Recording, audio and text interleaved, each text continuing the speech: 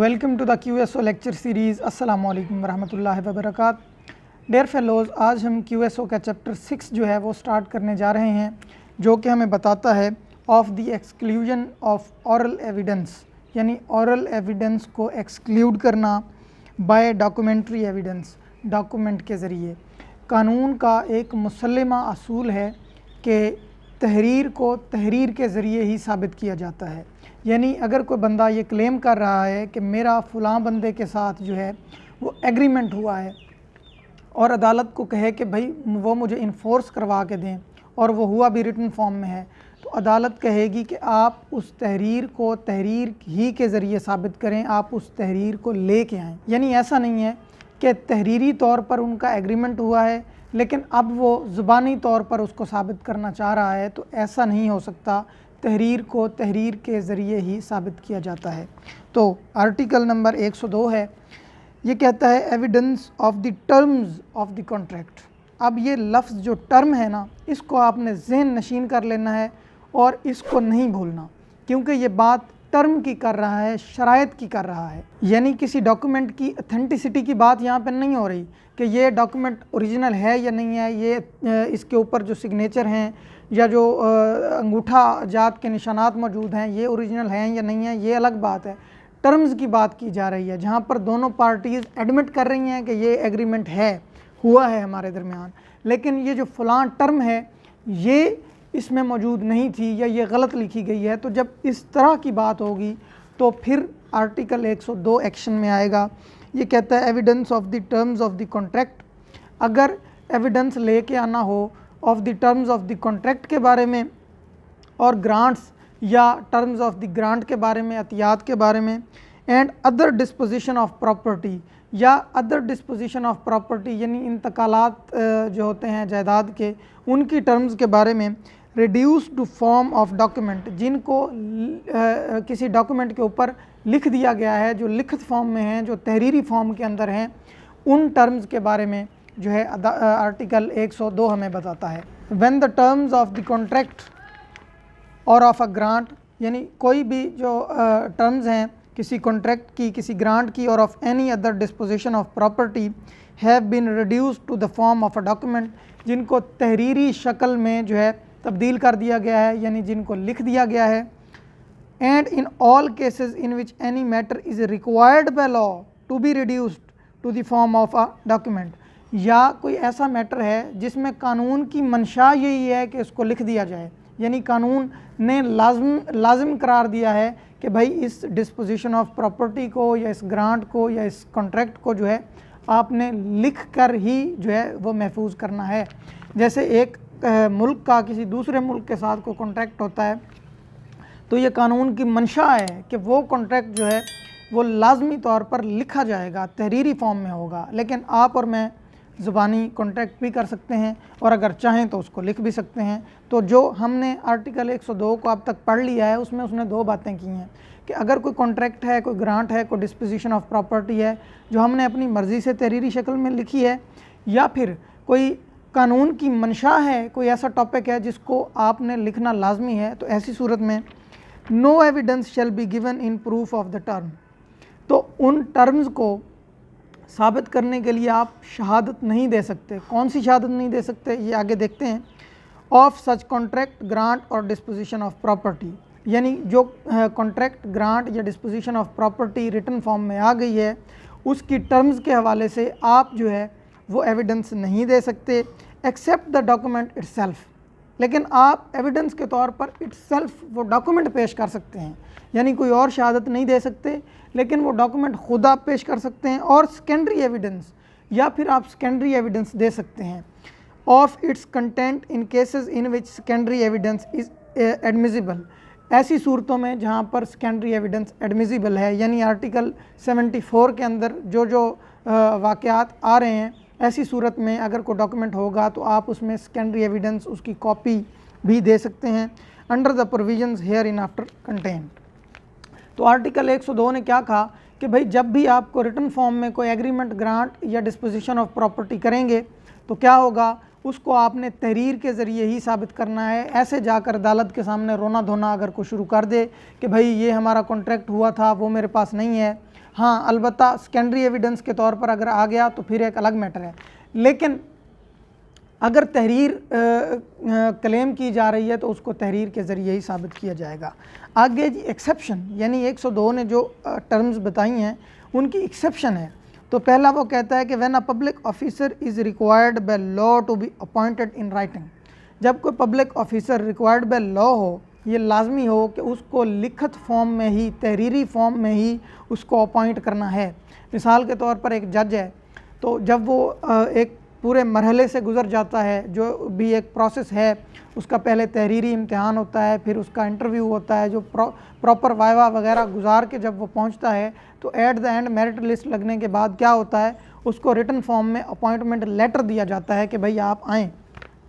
तो जब ऐसी सिचुएशन हो and when it is shown that any particular person has acted as such officer, और जब ये ज़ाहिर हो कि एक पर्टिकुलर पर्सन ने जो है एक ऑफिसर के तौर पर, जो है एक ख़ास ऑफिसर के तौर पर एक्ट सर अंजाम दिया है। जैसे मैंने आपको जज की एग्जांपल दी, तो एक बंदे को रिटन फॉर्म में जो है अपॉइंटमेंट लेटर मिला, वो बतौर जज जो है उसने कोई फ़ैसला किया, the writing by which he is appointed need not to be proved. तो अगर उसके फ़ैसले पर कोई सवाल किया जा रहा है तो उस फैसले पर सवाल आप उठा सकते हैं, लेकिन उसकी अपॉइंटमेंट पर आप ये चैलेंज नहीं कर सकते एपेक्स कोर्ट में कि भाई ये तो जज ही गलत अपॉइंट हुआ है, इसका अपॉइंटमेंट लेटर लेके आएँ। तो ऐसी बात नहीं है। जब एक बंदे की अपॉइंटमेंट जो है गवर्नमेंट की जानिब से कर दी गई है और उसने उस फ़र्ज़ को सर अंजाम दिया है जो कि गवर्नमेंट ने उसके ज़िम्मे लगाया था, तो उसकी अपॉइंटमेंट लेटर के ऊपर जो है कोई सवाल नहीं उठाया जा सकता, और ना ही किसी फॉर्म पर यह कहा जा सकता है कि भाई इसका अपॉइंटमेंट लेटर लेके आएँ, अनलेस के कोई ऐसा सवाल पैदा हो कि भाई ये जो अपॉइंटमेंट हुई है ये 2 नंबरी के ज़रिए हुई है, इस तरह का कोई मैटर अदालत में जाता है तो वो एक अलग मैटर है। वरना एक्सेप्शन नंबर 1 ये कहती है कि जब भी कोई बंदा ऐसी सिचुएशन में अपॉइंट होगा तो उसके अपॉइंटमेंट लेटर पर कोई जो है एतराज़ नहीं उठाया जा सकता। एक्सेप्शन नंबर 2 है wills admitted to probate in Pakistan may be proved by the probate. Probate कहते हैं attested copy of the will, जो कि अदालत की जानिब से अटेस्ट की जाती है। जब ये एक विल का प्रोसेस जो है उसके ऊपर अमल दरामद की तरफ जो है विल चलती है, तो ऐसी सिचुएशन में उसका प्रोबेट तैयार करवाया जाता है अदालत की जानिब से। तो अगर प्रोबेट तैयार हो गया है तो फिर ओरिजिनल विल की जगह पर आप उस प्रोबेट को भी इस्तेमाल कर सकते हैं। यानी अगर विल को किसी ने चैलेंज किया है तो वो प्रोबेट भी अगर पेश हो गया तो कोई इशू नहीं है। ये थी इसकी 2 एक्सेप्शंस। आगे चलते हैं जी इसकी एक्सप्लेनेशन पर। नंबर 1 कहती है this article applies equally to cases in which the contracts, grants और disposition of property refer to are contained in one document and to cases in which they are contained in more documents than one. वो कहता है कि article 102 equally apply होगा, ख्वाह एक document पर मुश्तमिल कोई कॉन्ट्रैक्ट, ग्रांट या डिस्पोजिशन है या एक से ज़्यादा डॉक्यूमेंट्स पर वो कॉन्ट्रैक्ट, ग्रांट या डिस्पोजिशन मौजूद है। इसकी इलिस्ट्रेशन हम एक देखते हैं ए, तब हमें ये एक्सप्लेनेशन नंबर 1 समझ में आएगी। ए कहती है if a contract be contained in several letters, एक मुआहदा है जो एक से ज़्यादा खतूत पर जो है मंदरज है, all the letters in which it is contained must be proved, तो जितने भी खतूत पर वो मुश्तमिल है वो सारे के सारे अदालत में पेश करने पड़ेंगे। क्योंकि कॉन्ट्रैक्ट एक है लेकिन वो पार्ट्स के अंदर, सेवरल पार्ट्स के अंदर मौजूद है, तो वो सारे के सारे ओरिजिनल फॉर्म में अदालत में प्रोड्यूस करने पड़ेंगे।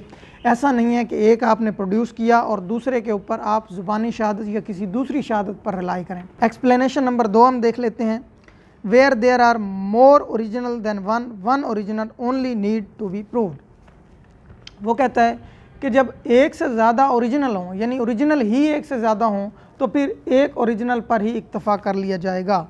इलिस्ट्रेशन बी और सी हम देखते हैं। बी कहती है if a contract is contained in a bill of exchange the bill of exchange must be proved. अगर एक बिल ऑफ एक्सचेंज जो है बनाया गया है तो उस एक बिल ऑफ एक्सचेंज को आप अदालत में पेश कर देंगे। और सी कहती है if a bill of exchange is drawn in a set of 3 only 1 need to be proved.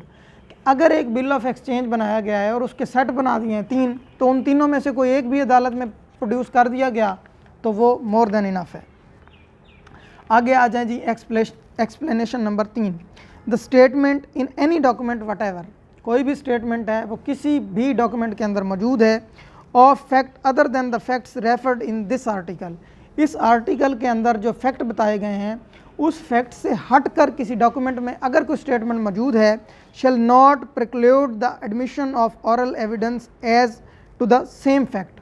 तो जो है वो ऑरल एविडेंस को प्रिक्लूड नहीं कर सकता, ऑरल एविडेंस दी जाएगी। अब देखें आर्टिकल 102 ने क्या बताया, कौन से फैक्ट बताए कि भाई अगर जो रिटर्न फॉर्म में लिख दिए गए हैं जो फैक्ट्स, या अदालत कानून ने कहा था कि इनको रिटर्न फॉर्म में लेके आओ, तो उन फैक्ट्स पर आप जो है वो डॉक्यूमेंट ही देंगे। लेकिन अगर कोई उस डॉक्यूमेंट को लिखते हुए उसमें कोई ऐसी बात लिख जाए जो कि उस फैक्ट से हटकर हो, तो फिर उसके लिए ऑरल एविडेंस दिया जा सकता है। आर्टिकल 102 उस पे ऑरल एविडेंस देने पर ममानियत जो है वो नहीं करता, कदगन नहीं लगाता। इलिस्ट्रेशन हम डी देख लेते हैं। A contracts in writing with B. A ने बी के साथ लिखित फॉर्म में, तहरीरी फॉर्म के अंदर एक कॉन्ट्रैक्ट किया for the delivery of Indigo upon certain terms. Indigo कहते हैं नील को, एक कलर होता था, कच्चा कलर जो कपड़ों को दिया जाता था पहले।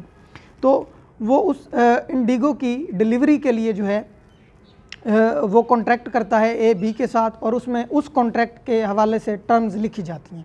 क्लियर हो गया। The contract mentions the fact that be had paid A the price of other Indigo contracted for verbally on another occasion. तो उस कॉन्ट्रैक्ट के अंदर ये भी तहरीर कर दिया जाता है, यानी एक तो ए और बी के दरमियान वो टर्म्स लिखी जाती हैं जो उस इंडिगो की डिलीवरी के हवाले से हैं। दूसरा उसमें यह भी लिख दिया जाता है कि भाई बी ने ए को पेमेंट कर दी है उस इंडिगो की जो कि किसी और मौके पर हमारे दरमियान वर्बली जो मुआहदा तय पाया था। यानी एक उन्होंने मिसाल के तौर पर ये ए है, इसने बी के साथ कॉन्ट्रैक्ट किया है कि भाई नील जो है आप मुझे देंगे और सर्टन टर्म्स हैं, लेकिन उसी कॉन्ट्रैक्ट के अंदर ये भी तहरीर कर दिया गया है उसी कॉन्ट्रैक्ट के अंदर कि भाई एक और मौके पर बी ने ए को कुछ पैसे दिए थे इंडिगो की डिलीवरी के हवाले से किसी दूसरे मौके पर, तो वो भी जो है पेड हो चुके हैं, वो दे दिए जा चुके हैं बी की जानिब से। तो ऐसी सिचुएशन में oral evidence is offered that no payment was made for the other indigo. तो डॉक्यूमेंट अपना एविडेंस अदालत में ये पेश हुआ कि भाई बी ने मुझे अदर इंडिगो के बारे में जो वर्बली हमारा कॉन्ट्रैक्ट हुआ था उसके बारे में तो इसने पेमेंट नहीं की, तो ये ऑरल एविडेंस एडमिसिबल है। यानी कि एक रिटर्न फॉर्म में जो इंडिगो वाला था वो तो ठीक है, अगर उसमें अगर कोई पेमेंट आता है, कोई पेमेंट का इशू आता है, तो ये ओरिजिनल डॉक्यूमेंट लेके जाएंगे। लेकिन जो अदर देन दिस फैक्ट जो है वो बात की गई थी उस डॉक्यूमेंट के अंदर, तो उसको आप ऑरली भी प्रूव कर सकते हैं। इसकी इलिस्ट्रेशन नंबर जो है वो ई देख लेते हैं। A gives B a receipt for money paid by B. A ने जो है बी को एक रसीद दी जिसमें यह तहरीर था कि बी ने ए को पैसे दे दिए हैं, यानी बी ने को पैसे ए को दिए और उसकी रसीद ए ने बी को दी। अब कोई पता नहीं है कि किस चीज़ की रसीद है, किस चीज़ के पैसे दिए गए थे, किस चीज़ का कॉन्ट्रैक्ट है। तो जब टर्म्स ही सेटल्ड नहीं है तो फिर क्या होगा, oral evidence is offered of the payment. तो उस पेमेंट के बारे में जो ऑरल एविडेंस है वो दी जा सकती है। द एविडेंस इज़ एडमिसिबल, तो वो एडमिसिबल है। तो ये था हमारा आर्टिकल 102। उसके हवाले से अगर आपका कोई क्वेश्चन है, कोई क्यूरी है, तो आप कमेंट बॉक्स में मुझसे पूछ सकते हैं। अदरवाइज़ मिलते हैं नेक्स्ट लेक्चर के अंदर। वमा अलैना इल्लल बलागुल मुबीन।